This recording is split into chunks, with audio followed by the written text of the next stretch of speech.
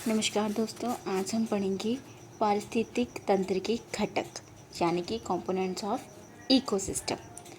Ecosystem के दो components हैं, अजैविक घटक और जैविक घटक। सबसे पहले जानते हैं कि अजैविक घटक में क्या होता है। तो अजैविक घटक में निर्जीव तत्व पाए जाते हैं जिन्हें हम नॉन लिविंग कहते हैं।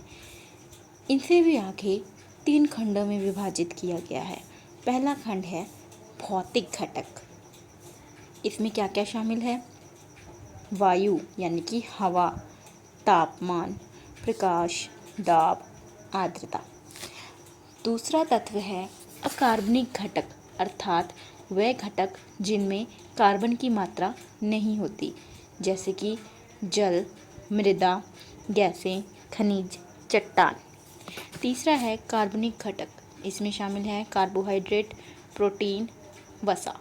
तो ये थे पारिस्थितिक तंत्र के अजैविक घटक जिनका प्रयोग जैविक घटकों के द्वारा किया जाता है। तो आइए अब जानते हैं कि जैविक घटक क्या होते हैं, जिन्हें हम सजीव तत्व भी कहते हैं। मुख्य रूप से इसके 3 तत्व हैं। पहला है उत्पादक, दूसरा है उपभोक्ता और तीसरा है अपघटक। आइए अब इनको विस्तार से जानते हैं। सबसे पहले है उत्पादक, जिसे हम प्रोड्यूसर कहते हैं।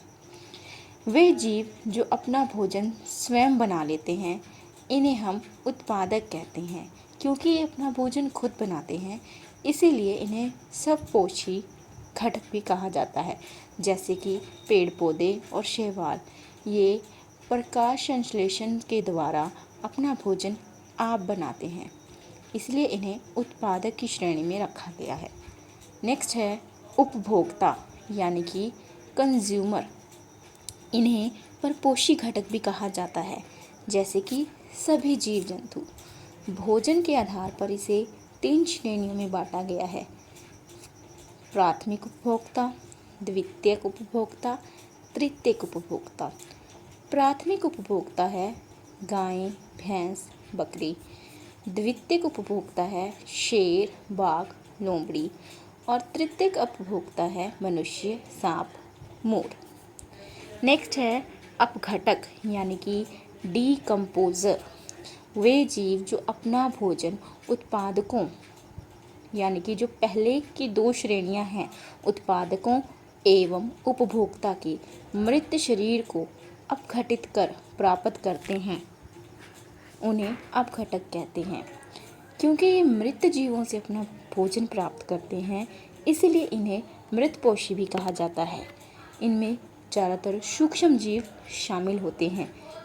उदाहरण के लिए कवक, जीवाणु।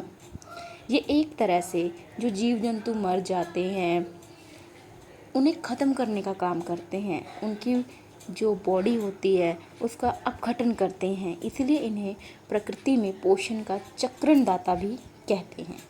आई होप आपको ये कंसेप्ट अच्छे से समझ आया।